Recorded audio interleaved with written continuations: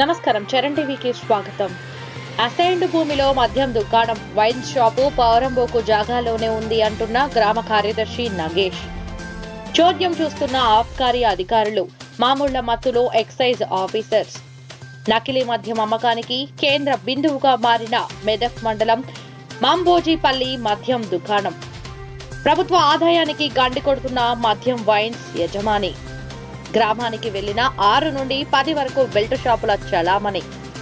సారాలో రంగులు వేస్తూ సర్కార్ లేబుల్ లేకుండా మద్యం బాటిళ్లు సరఫరా చేస్తూ ప్రజల ప్రాణాలతో చెలగాటం. వైన్స్ యాజమాన్యం కనుసైగల్లోనే నేరుగా అక్రమ మద్యం విక్రయాలు.